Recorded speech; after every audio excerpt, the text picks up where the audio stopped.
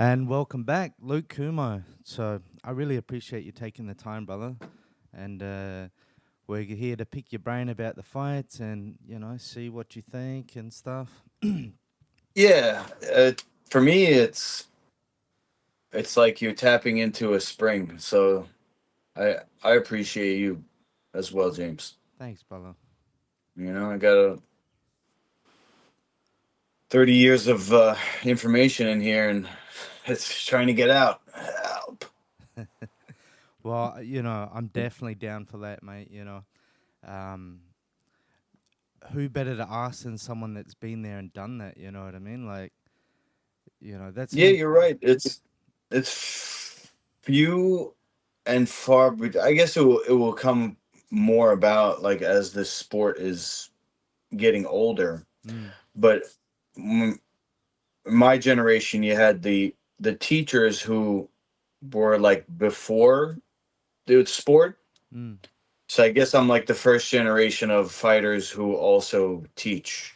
yeah, yep. And I'll give you not only a technical analysis of the fights, but also how I would train or train somebody to correct whatever mistakes we Yeah, we saw. yeah, Mm. definitely.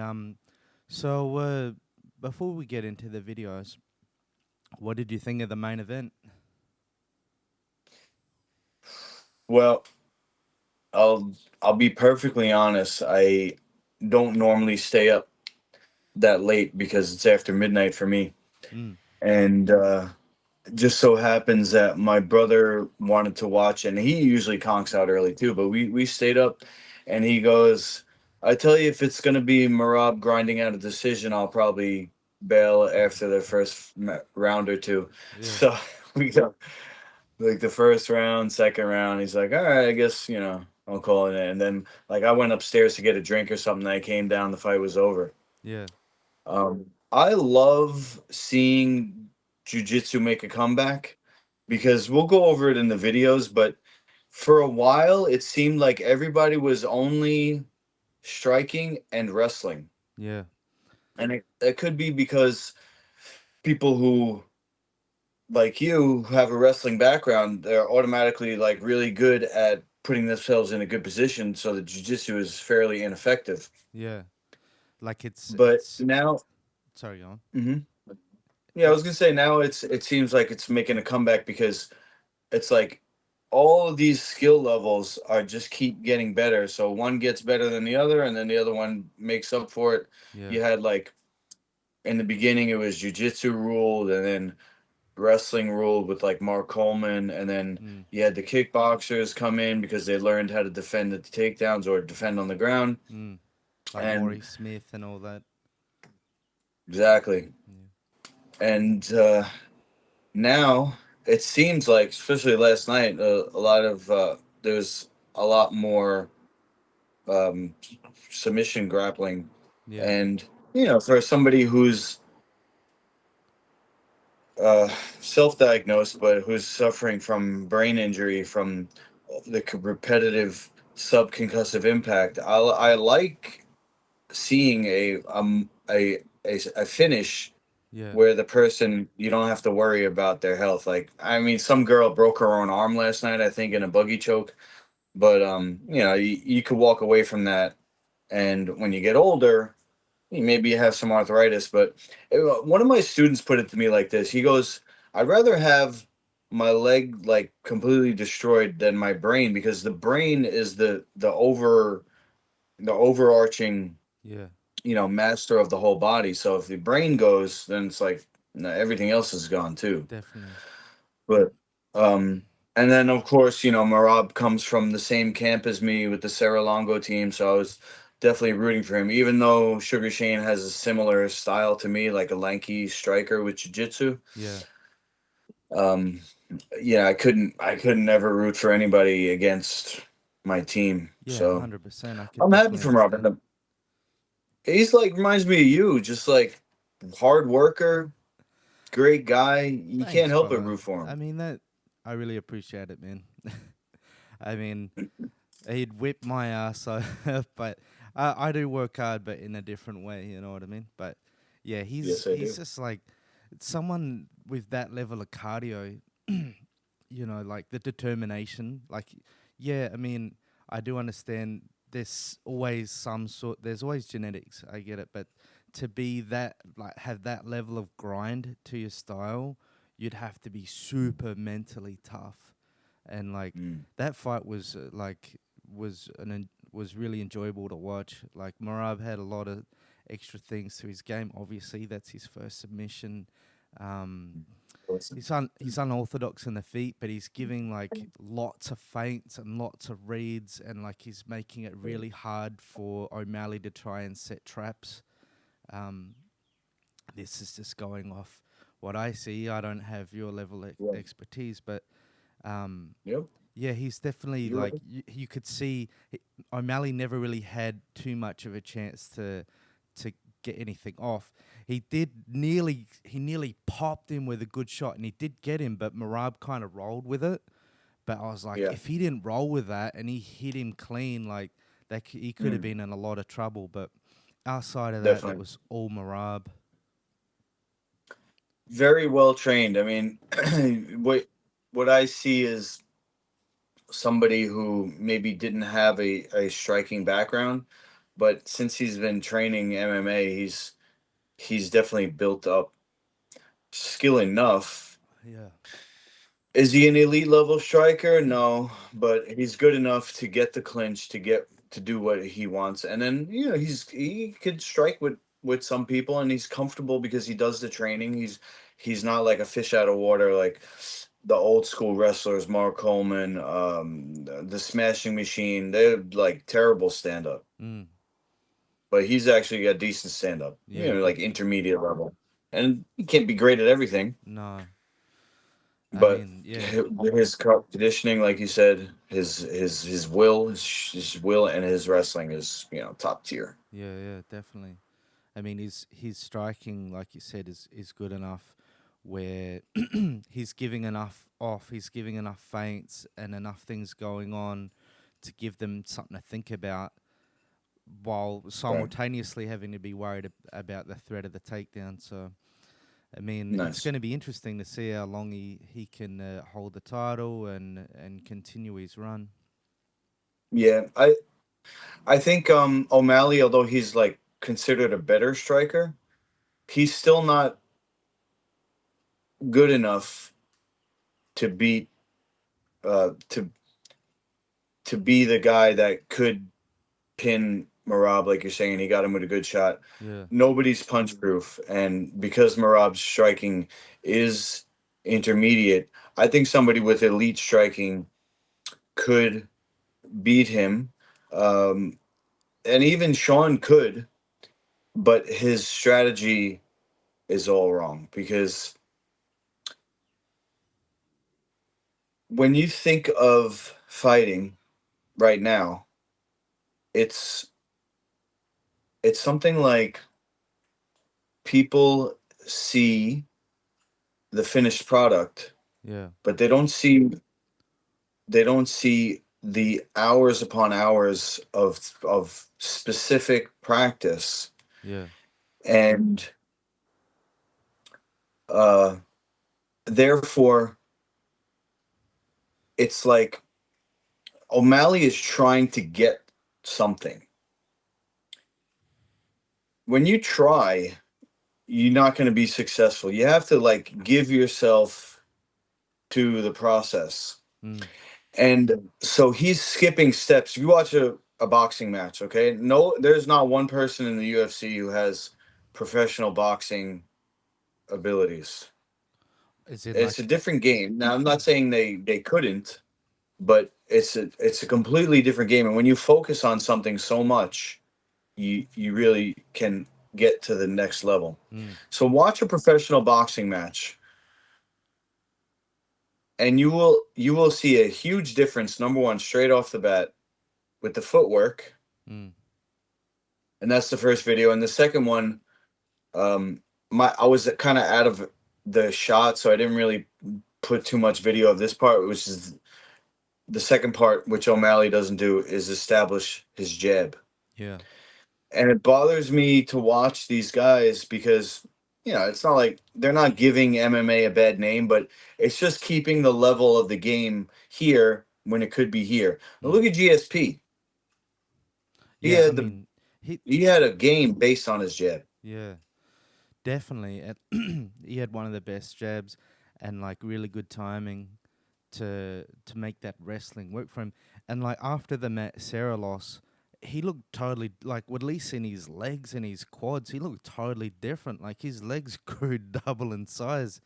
And I was just Oh like, my holy, God. yeah, like it was just like, would you agree? Like he, I mean, obviously he could wrestle before, but he just took that to a whole nother level just in between them two fights. And like he was saying, Oh, I remember watching something where he was saying about how he would like use his wrestling with the timing, with the jabs, and then like coming under, and you know what I mean. So, I mean, mm, yeah, it was that GSP. I mean, he's incredible though. Like he's definitely on that Mount Rushmore.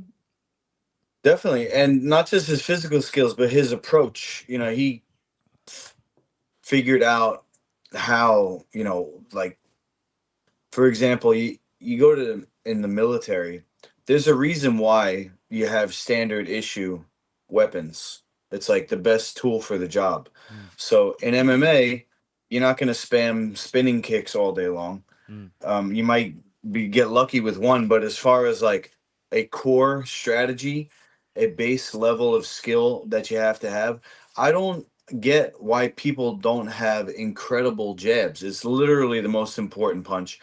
And most guys, they're doing, because they come from a wrestling background, they have power now, and they get a few knockouts early in their career because they're going against the beginner level guys as they climb up the ranks. Then they get to the UFC and they have no jab, mm, or if they do, they don't use it. I think I saw Joe Pyfer throw like one good jab, but everything comes off of that. mm, And the fact that O'Malley was never able to establish a jab, none of his other things are going to work. Like he mm, did have a little success with the front kick. That's kind of like a foot jab. mm. But Yeah, he it's yeah, Mhm. I definitely agree. I mean, why am I blanking on his name at the moment? I think I'm getting old. The one that was supposed to fight Chandler, like he's a good Mm, example. right. Super powerful and like, but just yeah, like has had a lot of success on it, and then just overly relies on that big, powerful overhand right and stuff like that. But yeah, no, I You have definitely. to build. Mm, You have to build in the fight. You can't just come out and expect to just knock everybody out. And there is a pathway where it's not based on luck, it's not based on flashy moves. It's based on inch by inch you build that position mm, where if you can touch somebody with the jab, then you can uncork the right hand or you can shoot for a takedown. mm, And it's I think it's because there's such a focus, and it comes from the top down, because I've been in these fighter meetings where Dana White's encouraging guys to go for the finish yeah. because they think it looks better, they give out the bonuses. Mm, So everybody is like focused on either getting a finish or having an absolute war where they're going to get those extra 50, 60K. But when you think of martial arts as a path of self improvement or a journey, not a destination where you're going to get to the win. mm. You're not going to get to the belt, but you're going to always be improving your skill set. Um, but right now, we have this promotional staff basically that's dictating everything, Mm. how people fight, and one of the it's kind of a joke, but it's a little sad that you wear MMA gloves in the UFC, but you also strike with the knees, the elbows, the feet. So what are the gloves for? I think there's mostly to protect your hands, right? I You don't mean, need to protect your feet and your elbows and your knees. yeah, fair enough. Uh, Um, the real reason, James, to be honest, yeah. I figured this out in 2008 when I got my national MMA ID card. Mm, National, right? So it's not just in New York State or whatever, completely national. But the watermark is USA Boxing. mm, So boxing, because it wasn't a sport, UFC had to come in through the boxing commission, mm, and then they said you have to wear gloves. mm. So Yeah. who's in charge anymore? There used to be a master. There used to be a monk, a temple guardian, a sifu, a sensei, somebody who taught you how to protect yourself. But now we got somebody who's teaching you to sacrifice yourself for money. Mm. How's that? Yeah. I mean, But it trickles down because you see it in the fights because it's not really intelligent how anybody's fighting. mm, Some people, I'm gonna say everybody. Some people have good strategy. yeah. Who would I'm you trying to who think. who would you say are the best all time strategists? Because like off the top of my head, like you mentioned, GSP would definitely be one of them. But another one Mhm. that comes to my mind is Randy Couture. Like them, Mm, both them two guys, they just seem to be able to force the fight into a certain area where the other nice. person maybe uh, is lacking. You know what I mean? And then just they Mm. seem to control the fight really well. Is there any other guys that you reckon you'd put in that category with them? And Randy Couture and GSP, they're both natural. Don't spit your water out.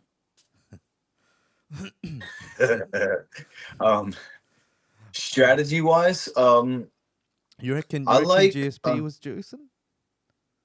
I reckon. I mean, Randy. I mean, 100%. But GSP, I Okay. don't know. Well, here's the Just thing. catching something. You know. My my theory is because I had a guy stay with me. His name was Ken Pavia. This was back when I was in the UFC. He came to stay with me for like a week under the guise of cleansing because I was promoting a program, which I still do. But I think he actually wanted to sign me because at one point he was managing 50% of the UFC roster. Mm, This is, I believe, pre Zuffa days or around when they first started. Because he managed like Friends of Tito, like when Tito was still in it. mm, This is a ways ago. He sold his company, but he told me most everybody in the UFC is enhanced. mm, Now they got these peptides and things that they don't even test for yet. mm. I'll call it the UFC Performance Enhancement Institute. Yeah. You go there, you get under doctor supervision. But GSP, he's so good. Yeah. Like you said on the Rushmore, I find it hard to believe that he's beating enhanced athletes if he's not himself Yeah. enhanced. And everybody knows how he was like very strong, Yeah. super strong. He was supposed to Hey, be I'm not faulting him. When you're fighting for your life, you're gonna take every definitely, advantage you can especially get. especially in his era. But I mean, like he was a part of the reason they pushed for drug testing. Like what did they have again? I'm forgetting the Wada, name. Vada. Yeah, yeah, Nevada. They he helped push the UFC in that direction, and then Hmm. yeah. So I don't know. I mean, maybe. I mean, I wouldn't be shocked, but for me, I don't know. Right now, I like what's his name. Although I don't like how much damage he takes, I always kind of prefer the Muay Thai and Jiu Jitsu guys because Yeah, that's what I came up doing. So like, I'll root for do Bronx. yeah, You Oliveira. know, Yeah, it's and a little cringe these days because I know how the damage can happen, but I like those guys who do the Muay Thai and Jiu Jitsu, and I love the stories of these guys coming up from the favela and mm, just making something of themselves, like Marab and Mm. do Bronx and José Aldo. Yeah. I think maybe José Aldo might be one of the great strategists of all time. Yeah. It didn't help. He's got It didn't. everything. It didn't hurt that he was super explosive. Like, bruh, the things that he did in his prime. Like, Oh I mean, yeah, other people couldn't do. Flying double knees and just the level of yeah, explosiveness that man had. And for sure. still managed to be able to go a good 5 rounds without completely Mm. gassing. The guy is definitely you know a physical specimen. Yep, he made a major focus late in his career in the boxing. Started training with the Olympic team, I think. Yeah. And he's just getting old and he's taking a lot of damage. But I think as far as strategy goes, he's airtight. Yeah. There's no holes in his game. Yeah, definitely he'd have to Mhm. be in there. I'm pretty sure he was either professional level or he played professionally or something with soccer as well, if I remember Mm. correctly. But I mean, Oh them wow. guys that they're always, when you get guys that are super talented, they're just good at whatever they do. You know what I mean? Yeah. But yeah, what do you reckon of the So, Kayla Harrison and yeesh. what did you think of all that? I like that fight a lot. She's a little cringe to watch also because I'm like those the ground and pounds, just crush somebody's skull. Mm, But as far as the grappling, the trips, I'm just like, holy cow. Her legs, she's so balanced in every position, and she just like moves the other person's foot out of the way. mm, And you're talking about a really good wrestler. And she just took her down like it was only a matter of time. So I really like I said in the beginning, I really like to see the grappling making a comeback, mm. instead of just like everybody just striking and then they get a takedown, they just stand back up and it's like striking and wrestling. But I think it looked like she dislocated the other girl's shoulder, Mm. and I'm definitely probably gonna root for her to be honest against the lioness. Yeah. Is that You know. just is would you say is that because you like her more, or is it just you want to see a new run? Because if, like you said, the Linus, she comes in, Nunez wins, she's gonna duck back out again. Is it more like you just want to see another new dominant Uh, champion, like a new era? I want to see the grappling win again, James. Yeah, fair. Yeah, Yeah, I I think it's you can think I'm crazy. I think it's actually better for society yeah. because the kids watching their favorite fighters or watching the best fighters, they always end up like playing around and trying to mimic them. Oh, I want to be like GSP. I want to be like Kayla. Mm, Like when Ronda was big, she had the whole like all the girls in the world wanted to be like Ronda. mm, So I don't want to see these videos where kids are fist fighting or somebody gets cracked and they fall down, they hit their head. yeah. Um, and I'd like to see from a technician standpoint the I love to see the puzzle solving. Mm, Like when we were watching last night, I was like, oh, how's this gonna come out? Judo versus wrestling. mm, Now, what's her name? The lioness and Kayla trained together, mm, so they know. But now they're gonna, not go easy on each other or whatever. So, I'd like to see. I like to see from the lioness's standpoint because she's also a jiu-jitsu black belt, but there's no way she's not gonna get taken down. I think mm, so. I like to see how she defends. And then I think to myself like, oh, if I was in this situation, because my wrestling is doo doo, so I always get taken down.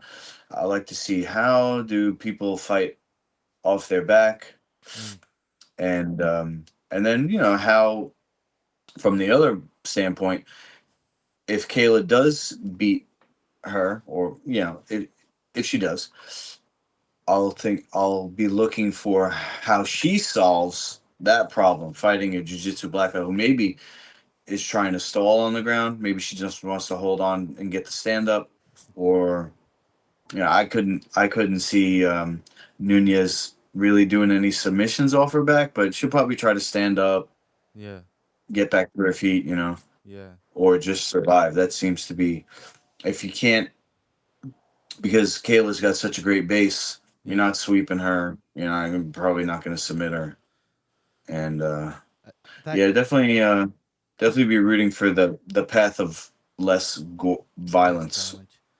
That But Kayla's ground and pound is brutal, so I yeah. might not get that either. That weight cut of hers. Did you see the before and after on the weight cut? I didn't. It Was was it a big change? yeah, man. I'll pull it up while we're here. She said she wanted to quit Yeah, in I'm the not post-fight interview. surprised. Yeah, Dude, I went to the sauna yesterday. I only lasted like 5 minutes. I was like, holy. it was one Imagine of what that feels like. it was one of the craziest weight cuts I think, or the craziest I've ever seen. Really? Worse than, what's her name? When Cyborg was crying in the bath?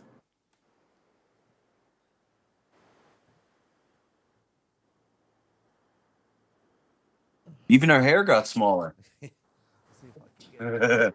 That's Yeah, her face. Oh, yeah. gosh. Like, especially I would have to imagine, right? Like for a female, it'd be even harder on the body because they have, more hormones and other things going on. So I would imagine the weight cuts would be even harder on them. Not that it's Definitely. easy for a bloke, but I've heard that. yeah. But I Dana, never really cut weight, though. no, So I yeah, wouldn't I know. heard that you put some weights on to make weight. Yeah, I That's did. like you'd have to be probably the only person in UFC history that I've ever heard of do Nice. that. Oh, my God. Yeah. Well, in 2006, I started to get into natural healing as a certification. Yeah, And I never really had to cut weight before that. I always walked around like just over 170 anyway. yeah, But I lost another 5 to 8 pounds through cleansing. yeah, Felt good, felt strong. People criticized me for being too small, but I fought a guy who later went on to cut to 185. mm, In my last fight, this guy Tamden McCrory, he was 6'4". that's I huge. thought he was too far away to hit me when he was across the cage, and he hit me out of nowhere. I was like, "Holy crap!" My distance was all off, because it's hard to find training partners like that. Like the one guy that I could have used, Tom Muller, Mm. he was that size, but he was a heavyweight, Yeah, I was gonna say unless they're heavyweights. right? Yeah, definitely. But I was 164 that morning, and I was like, "Oh man," I didn't want them to, like, I don't know, stop the fight or something. Like Yeah, if I was too far under, or I didn't want them to make a scene. So I think I had like these big magnets or something. I put like some metal in my shoes. I weighed in with my jeans on. I got up to 167. mm, And the reason why I bring it up is because I think if I wasn't so cleaned out, where all my energy was available, I didn't have to digest anything. I was completely empty. I was well rested and completely hydrated. I was just light. mm, But if I wasn't so light and agile and have all of my energy available, I don't think I would have made it out of that fight. yeah, You get what I'm saying? Like, I think that the idea that people have, where it's like you have to be bigger mm, to do to compete. It comes from another sport, wrestling and boxing, mm. but those are not complete arts. These guys that cut a lot of weight, they lose their gas tank. Mm. And they always say, you know, I felt my legs were heavy. Well, you've seen like how many And guys have we seen that have gone up in weight and done so much better? You know, like it's definitely facts. something to be to. I mean, there's a trade off. I mean, you're in there with a guy that's what 2 or maybe 3 weight divisions bigger. Like he's substantially bigger. But I remember Mm. like because it's a few years ago now. But I remember um when they put that fight out that they were going to put that fight together with you and BarCat, and I remember going, oh fuck, I was pretty keen on that one, eh? Um, yeah, I remember Nice. thinking, oh yeah, that's a really good matchup, and it was a good fight Hmm. as well. It was a really good fight. Thanks. No, I Yeah, mean, he did well in that fight. mm, But I had a couple moments.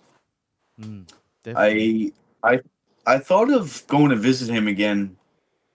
You know, when I came up with this new scoring system for MMA, I'm still planning a tour once I get my book done. Mm, And I was thinking of going to all these different, not just guys that I fought, but all bunch of different guys who used to fight, mm, and um, and doing kind of like a viral challenge match under these rules, which are safer. I won't have to go to the hospital after, mm, even if I don't win. mm, And he's not too far away. He's up maybe a few hours away, and he's got his own jujitsu gym, mm, and he looks like he's well over 200 pounds now. mm. But yeah, it's a thing. I mean, you probably know this from your experience when you go through something like that with somebody. As long as you don't hate them, you kind of have like a fond memory, I guess, Well, I mean, somehow. you share like I have some amateur boxing background, but it's obviously nothing comparable to what you've been through. But I definitely can understand what you're saying because when you put something out, like, because it takes a lot of guts to get in the ring. So when you already have that respect for them for the fact that they're even doing that to begin with, and then I mean, yeah, you definitely can build some camaraderie. I found that I was always really nice to the people that I competed with before fighting them because amateur boxing, it's on same day weigh-ins and blah blah blah. It's totally, Mm, you know, it's just that's true. it's a little bit different. But yeah, like I always would be like, hey, blah blah blah, really friendly Okay. because I didn't have to hate. Like this is a young version of me. You know, I'm an old man now, Nice. but I didn't have to hate them to like be happily smash their face in. You know what I mean? Like, Right. I mean, like I Yeah. said, I was a kid. Like, obviously, as you get older, you know, but um, and Yeah. then shake their Any hands and sparring be fun? friends after. You know, like, but I did Fair find out. fight? I did find out from one of the trainers. He said that it used to throw a lot of people off. You know what I mean? Because I'd be Uh, so friendly that, right. and he said Yeah. to me later on, he was like, "Fucking watch him, like, don't get sucked in because he's nice. Like, fight him hard." So, which I found was very nice of him to say, but yeah, obviously, And your like, sparring partners. yeah, You like beat the crap out of your sparring partners. You help each other. these are all the Ribbit. I just mean like back when I was competing.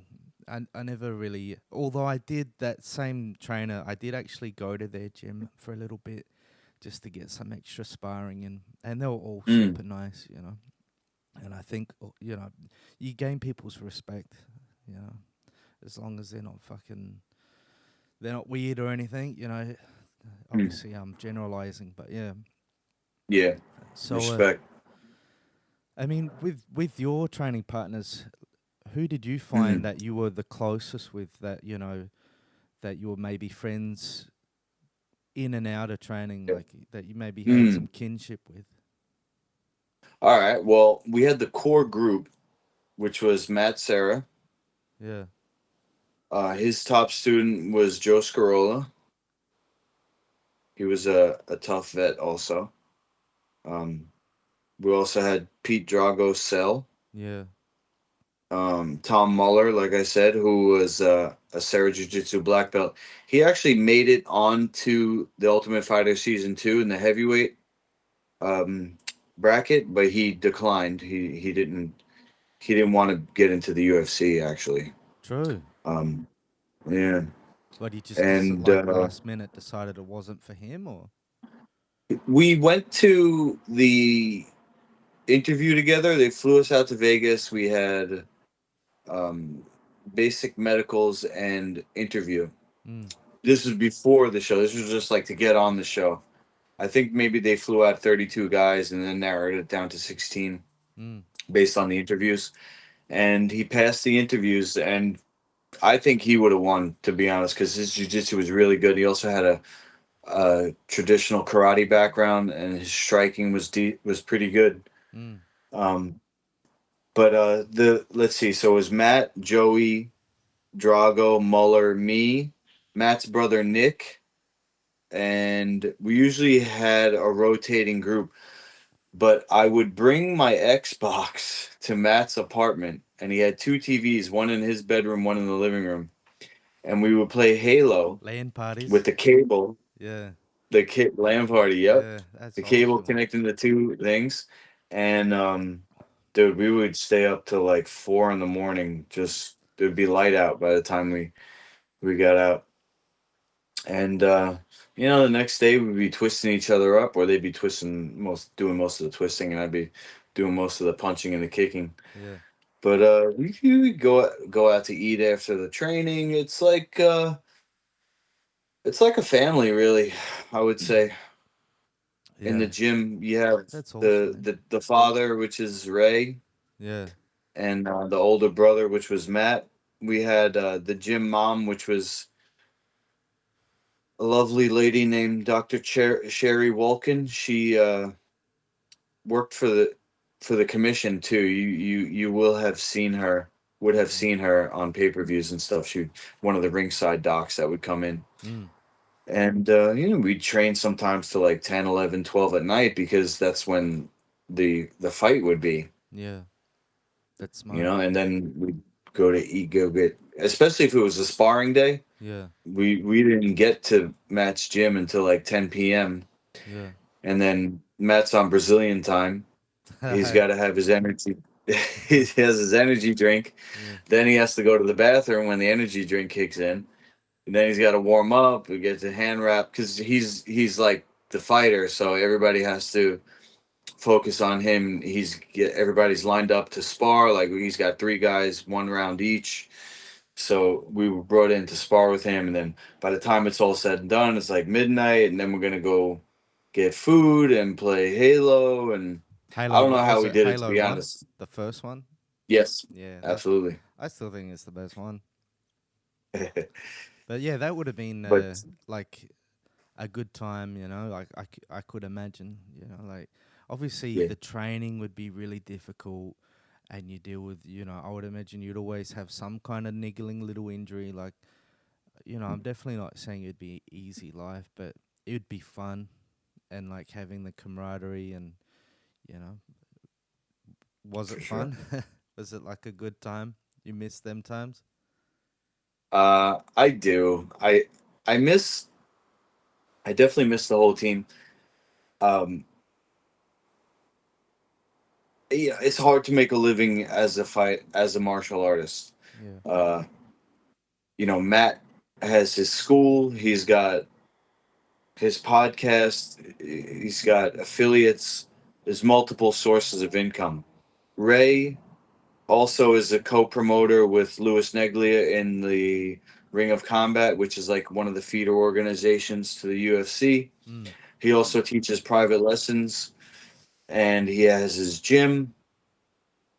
Um, so as much as I would like to train full time and be a professional martial artist, which I have been doing since 2006 when I went pro, Mm. or 2001 actually when I started teaching. I started as an amateur kickboxer. I started teaching private lessons. So since 2001, technically, I've been a professional martial artist, but I've never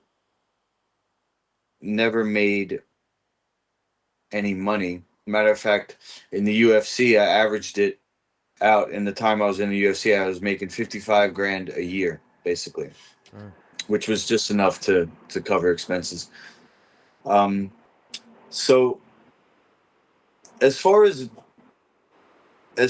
being fun, James, it's something that I related to the samurai.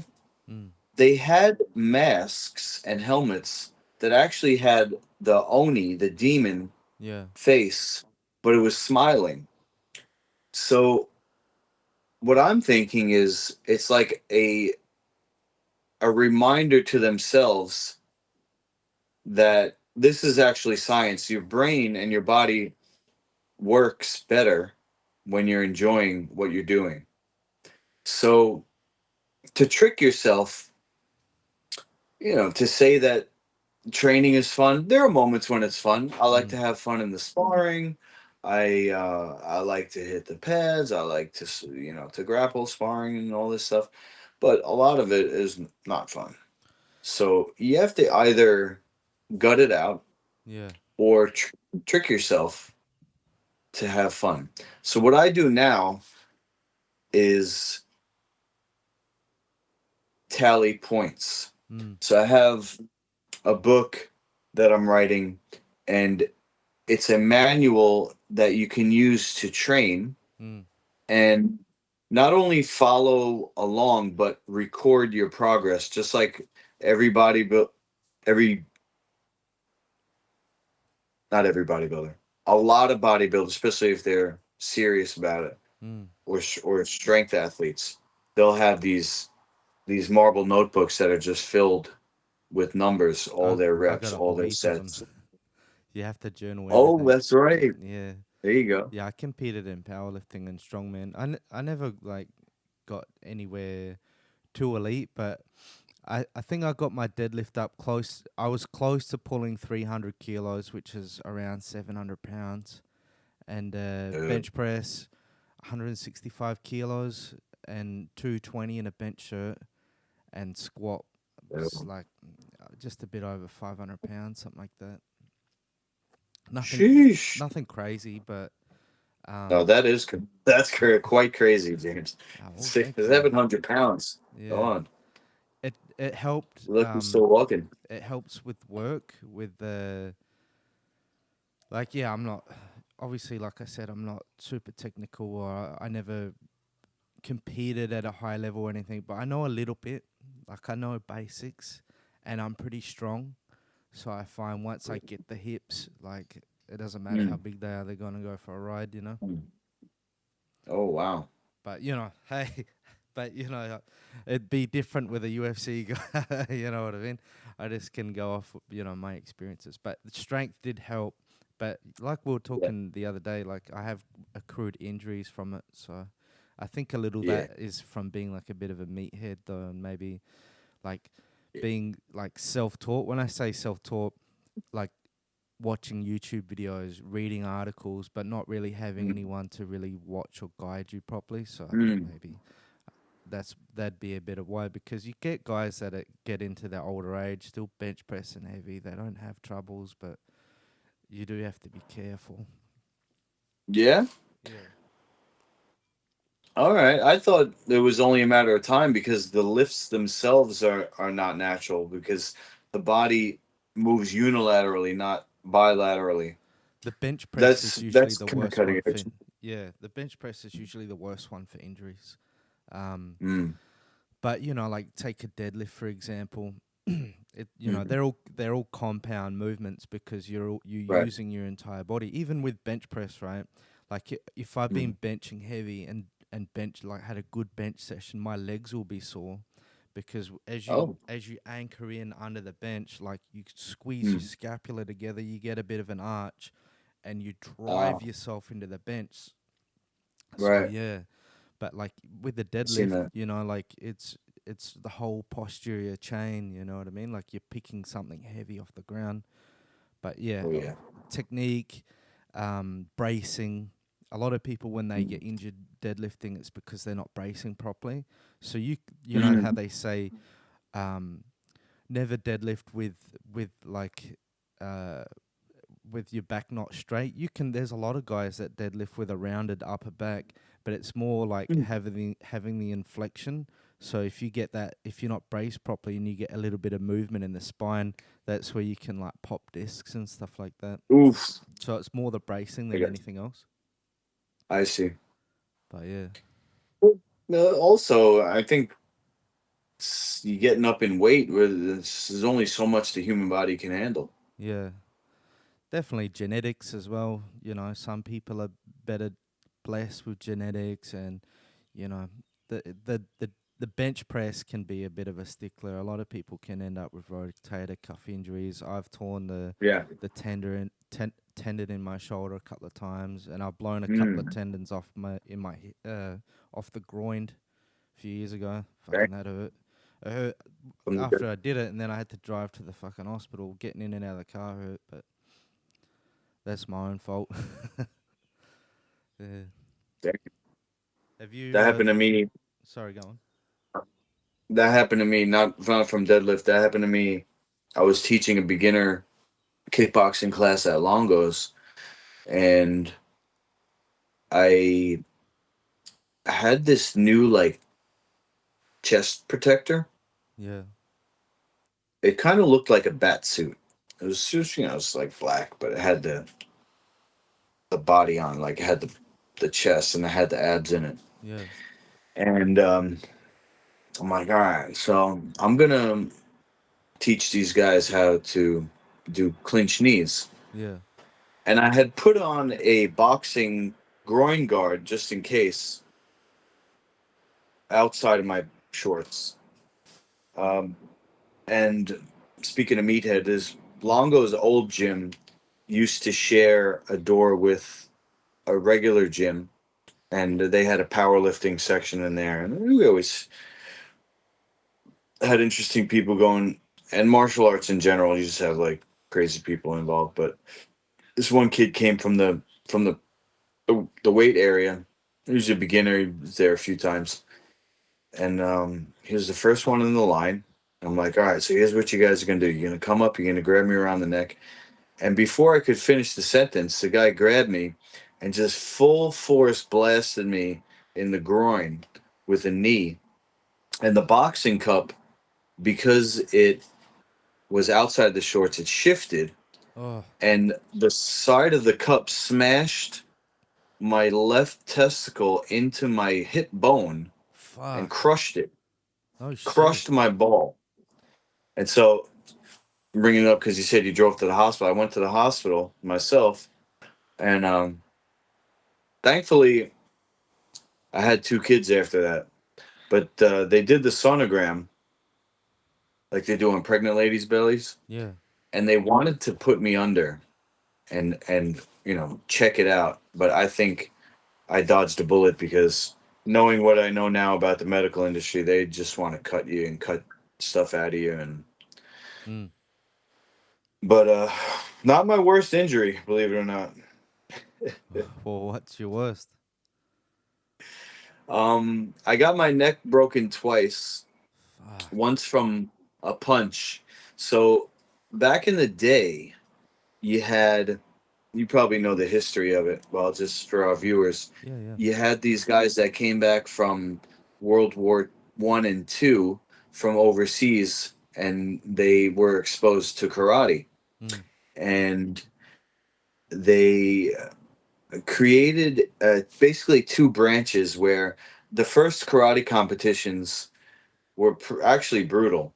And I think it was the English team that figured out that the point system that they were using, which people call point karate, basically you have to make either light contact or no contact. The match is stopped and they award points. I think that's what they do in the Olympics, not Taekwondo, but karate, if they have karate Olympics. Anyway, this was right in the beginning when they started doing these karate competitions in America, and the English team, I feel like I saw this in a documentary. They realized that because the other guy wasn't going to barely touch them, that they could just like take it and blast through. And the English team just like completely demolished everybody. Like the other people like had never been hit before for real. Mm. And these guys were just like, these weren't like the McDojo fighters. These were like real tough guys that Yeah. were like, holy crap, this stuff is cool. I learned that I can know how to hurt somebody. So then at that point, they branched off. They made it real point karate where you could lose.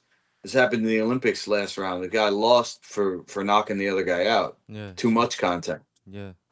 And then the other way they went was called the PKA, which was the Professional Karate Association. Guys like Bill Superfoot Wallace, Chuck Norris, Benny Urquidez, Yeah. Joe Louis, Lou Neglia was the national champ over here. And it was basically boxing with kicks, but Mm. you had to kick above the waist. And they wore pants and boots Mm. and boxing gloves. There was no leg kicks. This is before Before. Yeah. Thai boxers came over. Yeah. So in the 90s and in the 2000s, when I was fighting as a Muay Thai kickboxer, Lou Neglia and Ray Longo were promoting these shows, which were mixed. So they had Muay Thai matches, they had what they were calling American kickboxing at the time, but that's the PKA style. Mm. And they had grappling exhibitions, which was basically the early days of MMA, Mm. unsanctioned. And one of Ray's best fighters was an American kickboxing fighter, but he also won the Golden Gloves in Jeez. boxing. That's a good And when you combination. come out of a yeah, he was really good kickboxing champion.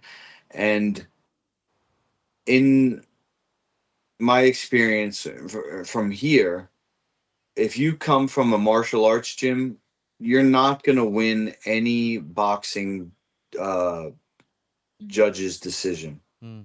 They're so like preferred. They prefer to give it to the YMCA or the Gleason's famous boxing gym. Mm. It's like I'm not going to say corrupt, but it's like Favoritism. hometown decision. Yeah. So for him to actually win the gloves, he really had to put it on those guys. And I was just coming up. Like this was one of my first sparring sessions with like the fighters. Mm. So I made it from Ray's class. I did well in the sparring with the students. And this guy hit me with a left hook right on the tip of my chin and spun my head so far in one direction and cracked my neck. Fuck. Now I had a weakness in my neck from that. And I'm young, dumb, full of piss and vinegar. Just didn't. I guess also because of the hormones being young, I was able to heal faster or whatever, Mm. or maybe just ignore it. Um, and then another time I broke my neck was after that. I think that kind of like made me weak somewhere in there. And at this point, Matt Serra and Rodrigo Gracie, they were renting mat space at a Kenpo karate gym where at 8 p.m. after all the karate classes were over, they would take these fold out mats, which was just so gross, never been washed ever. Fold out the mats and run a jiu-jitsu class, and it was like $25 a class. You had to pay up front for a certain amount of classes and check it off and stuff. And first time I went in there because I had a traditional martial arts background. I went in with my frog button kimono Mm. and a brown kung fu sash. And they made me take it off. And, uh, yeah, I was young and I was tough and I was flexible and squirmy. And Yeah. this guy got me in an arm triangle. What Yeah. my, Yeah. my arm, my own shoulder is supposed to be choking me on one side, and then his arm was on the other side. And I could breathe and it wasn't on properly. So I wasn't tapping out, but then something popped and I'm just lying there on the mat. I couldn't move. Shit. This was before I became a professional fighter, James. Yeah. But those injuries haunt me to this day. Yeah. For him to Yeah, hit they're you all that coming back now at over 40. They all came back with a vengeance. for him to hit you that hard in sparring, like, was it like just an accident, like you moved into the shot or something like that? Because that's kind of a little bit out of line, you know. Yeah. Well, it could have been. I don't remember all the details. It could have been that I got him good, and he wanted to get me back. Yeah. It could have been also. You keep in mind, this is the early days where nobody knew about repetitive subconcussive impact, Mm. TBI, CTE, stuff Mm. like that. So you've probably been in them. Every sparring session was a gym war, Mm. Yeah, our gym was a bit like right? that. Because Yeah. it's like you have to get ready for a fight, so you got to simulate that. Mm. And yeah, we used to bring people in from other gyms because they weren't your training partners, so you didn't really have that kinship with them. You go a little harder, Mm. or also to get different looks. Mm. Definitely. But he, I don't want to talk trash about anybody. He definitely hit me with his full punch. Mm. Yeah, for Yeah, sure. it sounds like he broke your neck. You know, like that shouldn't happen in sparring. Like I'm all for, if you've got fights coming up for hard sparring, but that seems a little bit excessive. But Well, I can't. I've hit people really hard in sparring. It's like they go, "Oh, it's a job. mm, This fighting, right?"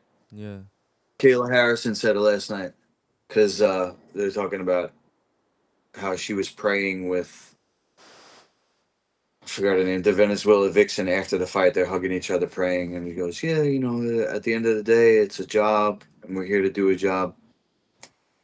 Um, just so happens that it involves seriously injuring somebody else, so it yeah, is a job, but it's a little gray area.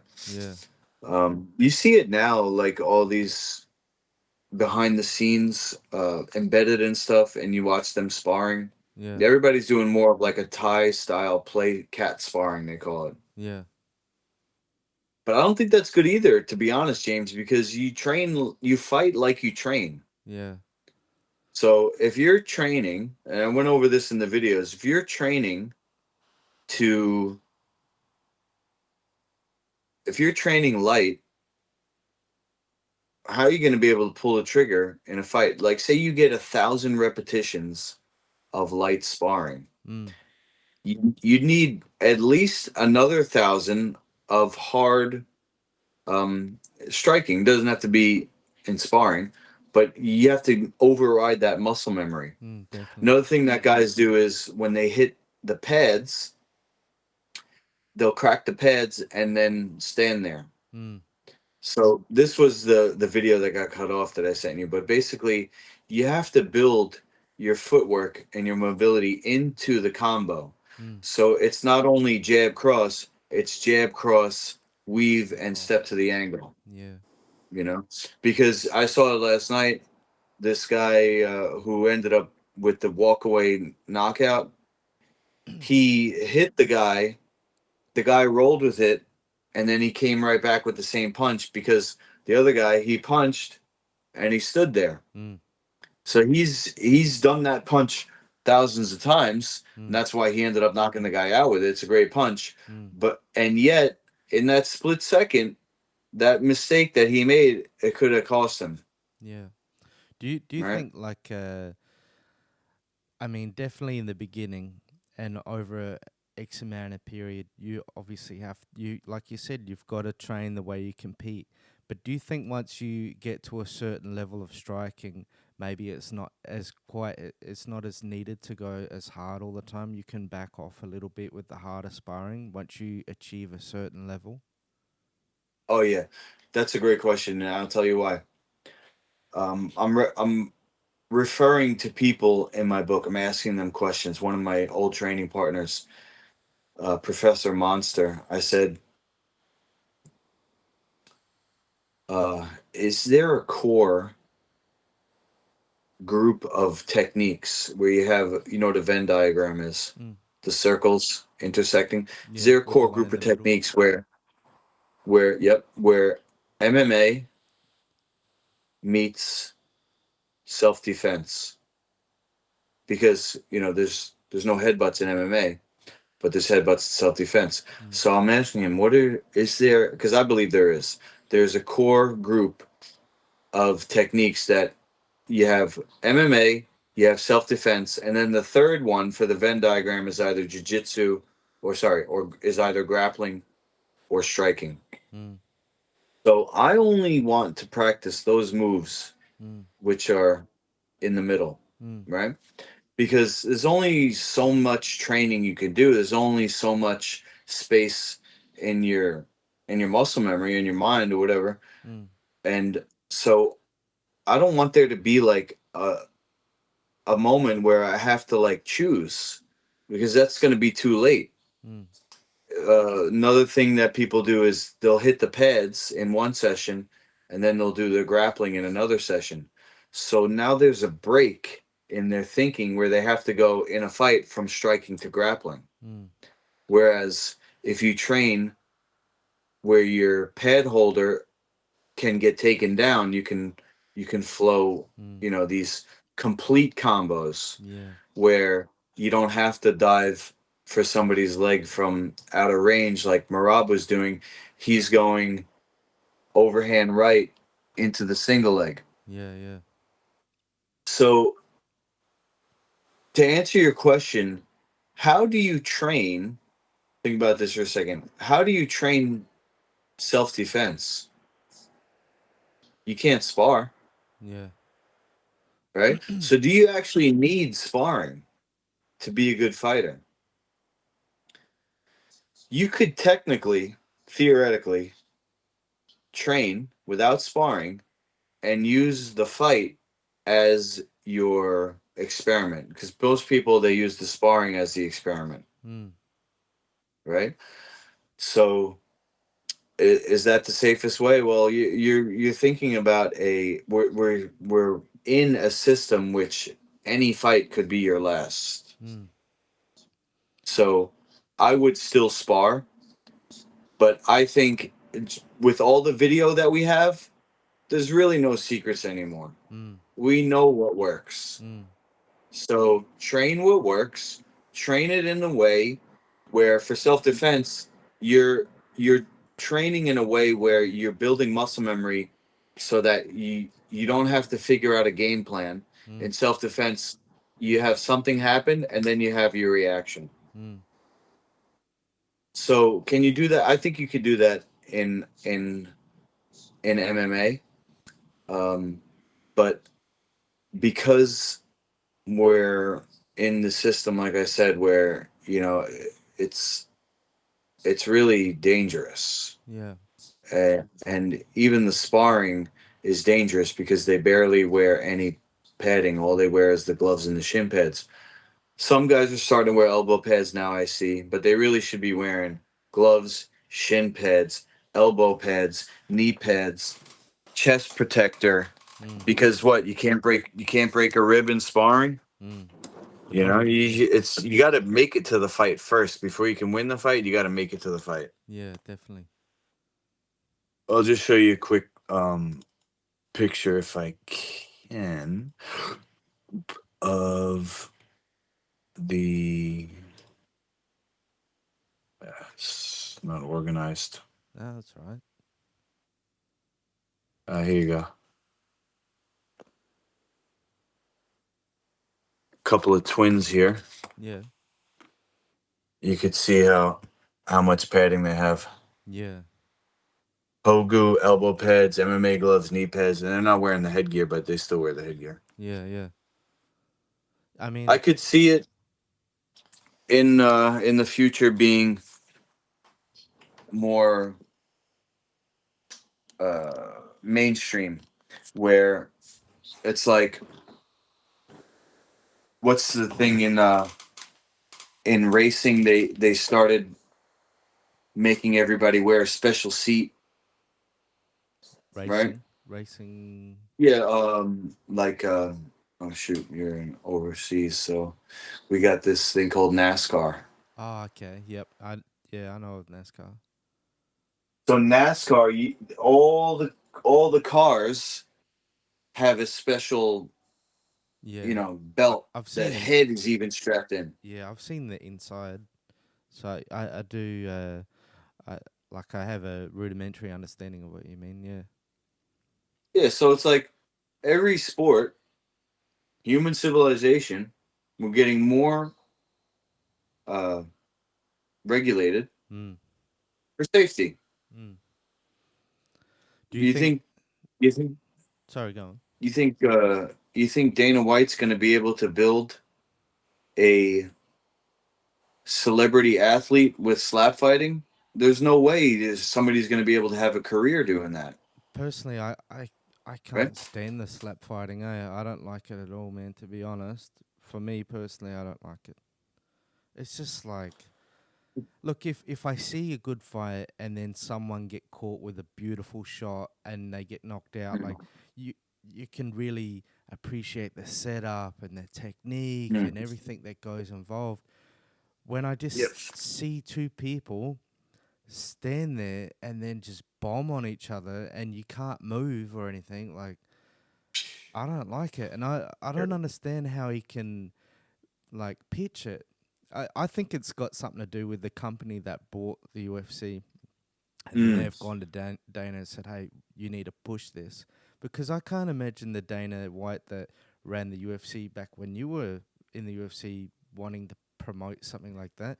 Like, why would he promote that and not have Thai kickboxing or something? Like how One Mm. FC does. I Mm. mean, I'm basically reiterating what I heard Joe Rogan say, but I agree Yeah. 100%. I always say to my brother, like, it makes me cringe, especially when I watch women do it, and Facts. for me, I don't Mm. like it. It makes me uncomfortable. And you didn't earn that knockout. Well, Like, it's just, I don't know. yeah, I'm gonna have to disagree with you on the women thing because I don't think it's fair that men are treated as disposable. Mm. I think, So I don't yeah, go on, sorry. I don't cringe at women's fights any more than I cringe at men's fights, but I do cringe, especially at that slap fighting Yeah, I don't know. I for just, sure. but I yeah, get what you're saying though. Women are, you're 100% right. I mean, historically, we are disposable. Men historically have been, we're the ones on the front line, or we're the ones going out hunting dangerous animals. Like that's kind of our role. We're there to sacrifice for the family. And like, I'm not saying it was historically easy to be a woman. I'm definitely not saying that. But I'm just saying there's a give, like, plus and minus to be both. I mean, we are, like you said, we are the disposable gender. You know what I Mhm. mean? yeah. Historically. Well, yeah, I don't think it's natural for people to want to hurt each other, and especially, women are known as nurturing. Mm. Um, but yeah, I appreciate Master Lukey. Sorry about that, brother. that. Well, good, my man. But yeah, so you were saying, just What were we talking about? I I forgot. I think you were touching on the female fighters and how you appreciate watching the skill and all that. Oh yeah. Well, wasn't too long ago that there was a really big gap between the skill levels of female and male fighters. I guess because the sport's new, there's just not a big pool to draw from. Then when Ronda came in, she showed how big the gap actually was. Mm. But people like Amanda Nunez, Kayla Harrison, they're top tier. They're as good a fighter as any man is or could be. Mm. And yeah, I like watching it. I like watching good. It's like music. To Yeah. me, there's only two types of music: good music and bad music. I'll listen to anything. Yeah. Fair enough. But just because it's a female doesn't mean it's going to be a bad fight, and doesn't mean it's going to be a good fight either. That's Yeah. for everybody. For me, But for me personally, like, it's gonna sound horrible, but generally, I'm not really too fussed about watching the women fights, unless they're there's definitely some of them. Like I was keen to watch the one from yesterday. And there's like some of the big fights and some of the top tier women like Nunes and that. Like Nunes, she hits like a man, like, hmm, and like I respect them, but some of the more lower tier women, like, personally, like, and I'm not putting them down, like, but it's not really for me. It's like the WNBA versus NBA, like some people love WNBA, but it's not really my thing. But like I said, the top tier women are really great, and it's definitely evolved, um, over the last. Well, when did Ronda come in? A bit over. That was over a decade ago or 5 years? something. Now, but No no, way, yeah, really? man, yeah, I'm Already? pretty sure. Yeah, I'll ask. Siri, when did Okay. Ronda Rousey come to the UFC? No, 2016. So Hmm. yeah, Yeah, just about 10 10 years. years. But yeah, but yeah, Game changer. we'll so on the end here we're gonna add some footage of you going through some techniques and stuff from the fights and things people Hmm. could work on themselves. Which is Yeah, very gracious of you, and like I really appreciate it. And I watched sure. them Well, already, and they were great videos. But if you want to talk about some of the stuff that was in there and some of your escapes okay. and etc. So the first video we're going to see, I believe, is of what I was watching was Ariana Lipsky, I believe her name is. And there was another fight, the first fight of the night, where both fighters were getting destroyed with leg kicks. Mm, And um, basically, it's because they're plotting and not bouncing. yeah. So it's like in boxing, you have the puncher versus the boxer, Mm, right? And it kind of goes back to what I was saying before about everybody thinking that the goal is the finish. mm, So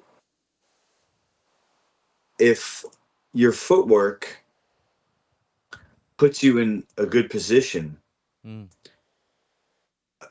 you're going to be able to get closer to a finish. mm, But if your footwork is putting you in danger, mm, you can't go to the finish. mm. You can't skip that step. Just like I was saying with Sean O'Malley, if you're not hitting the jab, you're not going to hit the cross. Mm. If Yeah, you're getting your legs taken out from you because you're plotting, you mm, have to go back to a more of a boxer style footwork or a taekwondo style footwork where you always bouncing and always moving. mm, And that's the reason why you jump rope. mm. You don't jump rope to walk. You jump rope to bounce. To keep that But you don't need to advantage. jump rope. Mm, Yeah, it's that push with your foot that gets you away, mm. or if you're just bouncing up and down. So It's kind of embarrassing, the but I never even really. That's a great point. It's so obvious. I just thought of it as like an exercise we used to do to warm up, but it's so true. Like that's what you do as well. You light on your feet and stuff. So yeah, that makes sense. Yep, you jump rope for your footwork. You do push-ups for your punches. Mm, You know, yeah. No. And you were showing some. Sorry, my little Dachshund it's all Rocky's good. having a bit of a meltdown. Rocky, settle down, buddy. So you were doing some different roll escapes and stuff like that as well. Did you want to touch Yeah, on them? sure. The first two videos were inspired by those calf kicks or low leg kicks. So the one thing is, first of all, you don't want to be there. That's where your footwork is. So you go in, you go out. Mm. You use your feints to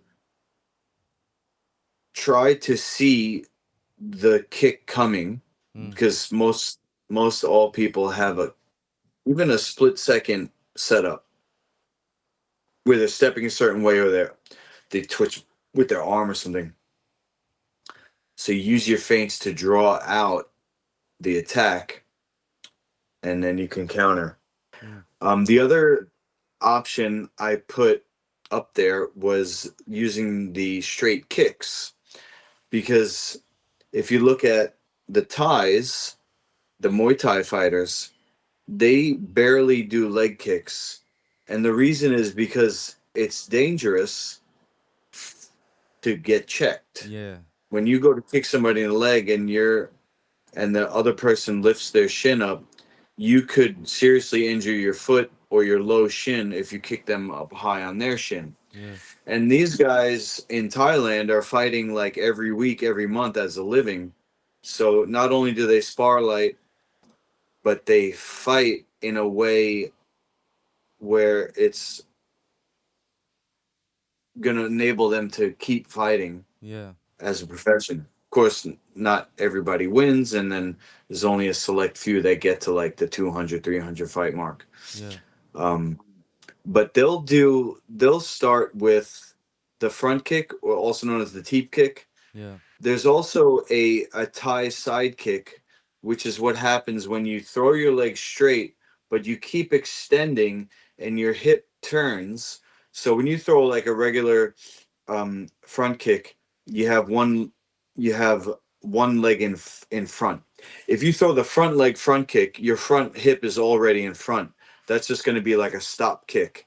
But if you throw the back leg front kick, and you continue to let that hip travel, so now your back hip turns over to become the front hip, and the foot rotates, Mm. so it's not straight up and it's kind of sideways. It can be done with the front and the back. They call it a Thai side kick.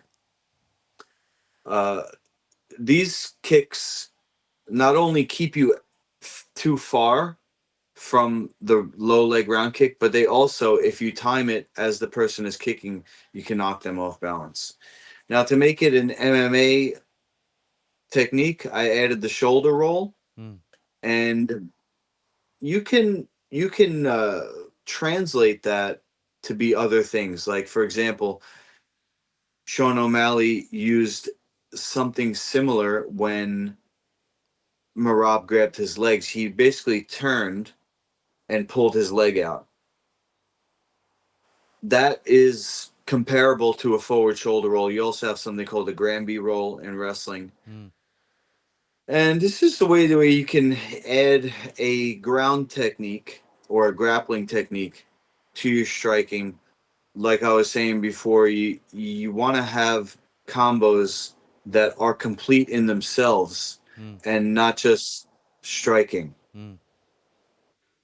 So the second video is two straight kicks and a forward roll. I showed how to keep track of your training, like your notebook. Mm. You do that with your combos. So on your notebook, you have bench press, then you have 200 kilos, then you have how many reps you did. Mm. In this notebook, you have front kick, side kick, shoulder roll. I put what did I put? I put 10 reps each side, and Mm. then I put a check mark. Mm. So every time I put a check mark there, I got 20 more kicks. So to get to 10,000 kicks, you need about, what is it, 50 check marks. So that's 50 days. You could be basically an expert. How's that? It's not that much. I don't know if I could get. Hey. So yeah, just a few technical difficulties. We're still all getting used to this. But yeah, we'll wrap it up so we don't push the camera too hard. But Nice. I I really appreciate you taking the time, Luke. Like it For does mean sure. it means a lot, man. And you know, I think a lot of you, and hopefully we keep doing this for a little while, and maybe one day we can do it in person. Oh, hell yeah, James. Yeah, man. I just want to say, like, probably had the same thing happen to you. As you get older, your friend group changes Definitely. based on common interests, you know. Yeah. So it's good to meet a cool guy who's also into the same things, you know. Yeah. And I'm definitely looking forward to keep working together. Thanks, brother. And but yeah, and I want to thank yous, the viewers, for hanging out. Please stick around because now at the end's probably the best part. Master Lukey's gonna open up some of his bag of tricks, and we can all learn a little bit from that. So thank you Yeah, a guys, little bit and of a teaser. that's it. If any of you viewers have questions or comments, concerns, disagreements, whatever, put it in the comments, guys, 100%. and we'll have maybe a follow-up video on the days when there's no UFC or something. We can address some of the viewers. How's Sounds that? good. And if you're looking for any coaching, whether it be online or in person, here's your man right here. But yes, Thank you so much, James. thank you. And I appreciate you. And you have a good one, brother. I'll see you next time. You got it. Thanks. See Bye, you guys. Hi, I'm Master Lukey, and this is my report for last night's UFC.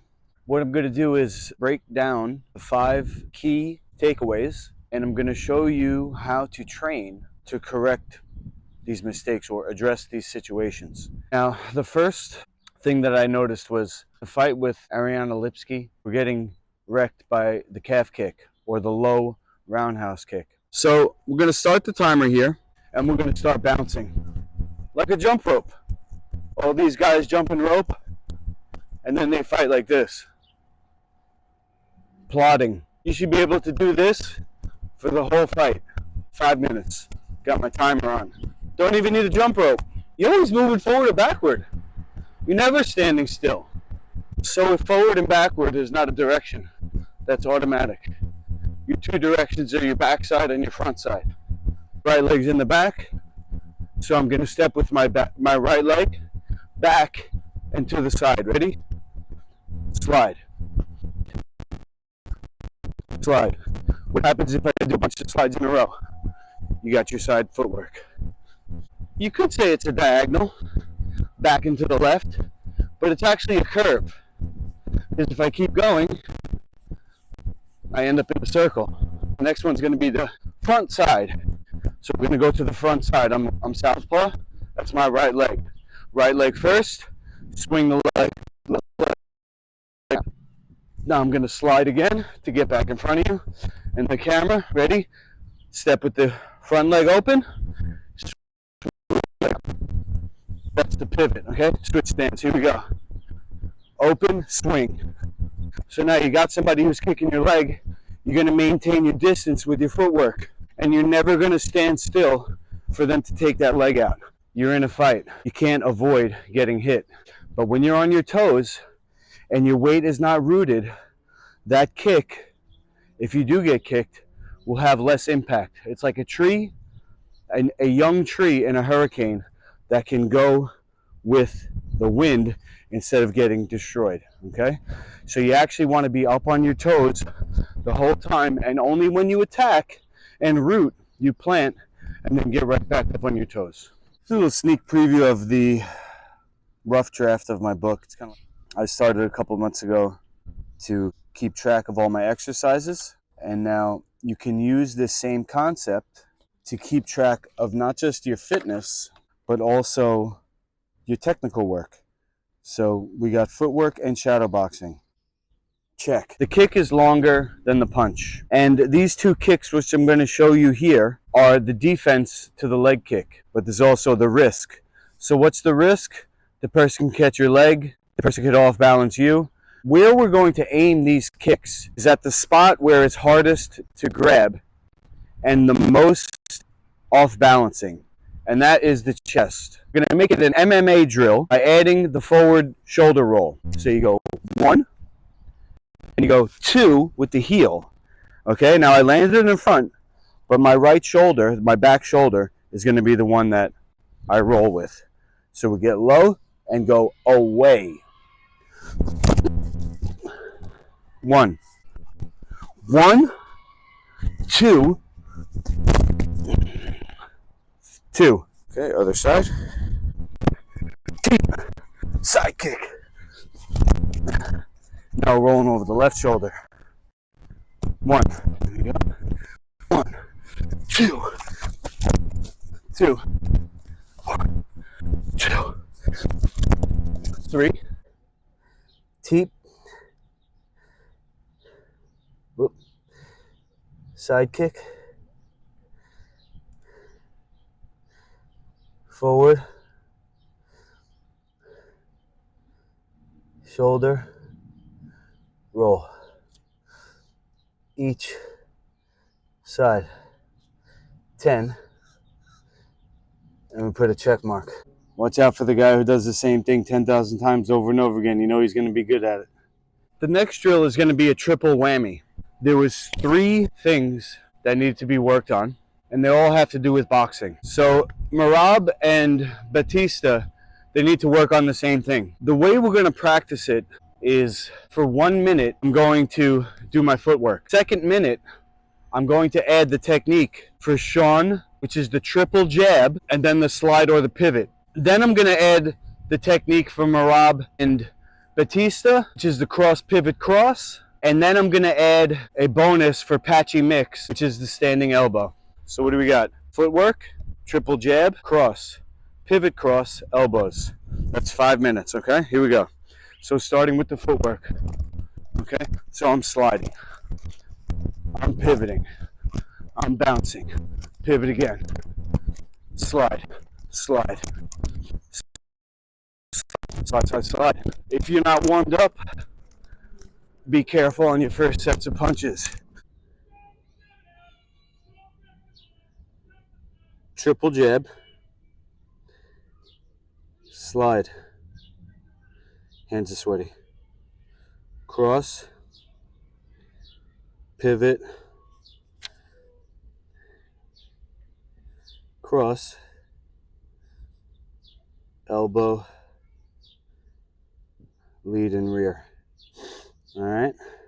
The last technique I'm going to show you here is a bit of a pet peeve of mine. The reason why Sean O'Malley lost, as well as Vicente Luque, they both made the same mistake, which is wrestling up. You can't use every wrestling technique in MMA, just like you can't use every jiu-jitsu technique because there's no kimono. No one art will be all that you need. And so you have to do what Bruce Lee said, discard what is useless. And the wrestle up, in my opinion, only gets you into trouble because you put your head out in front and you're susceptible to darce, guillotine, anaconda, and getting your back taken. Use the up kick and use the technical stand-up from Brazilian Jiu-Jitsu, aka the Gracie get-up. I'm going to get down nice and low in my fighting stance and I'm going to roll back onto my side. Okay? Now what Sean O'Malley did, what everybody does is they get up to their hands and they wrestle up from here. But now my neck is exposed. See that? So the technical stand-up is the you start with an up kick. You're on one side, so your top leg is kick. Turn it into a side kick and end up on your elbow. 1. Now you're going to put this foot down. At the same time, you're going to come up to this hand and you're going to kick with the other leg. Now before you put it down, you bring it under you, looking at the floor, and put it behind your hand.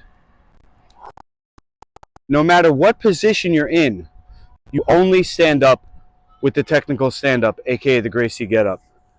Do not fall into the trap of thinking you could just stand up in a wrestling position because you don't want to lose on points. You understand? Sometimes you have to accept that you're in a bad spot and don't rush to get back to what you think is a better position because it's like fool's gold. When you wrestle up, when you try to stand up from a referee's position, you're only asking for trouble. Stick to the technical stand-up because you have your up kicks there. Number 2, remember I said double whammy? Protects you, plus you got the up kick. Ready? Squat down, roll back, On your side to your elbow. Put the foot down, come up to your hand, kick with the bottom leg. That's at the knee.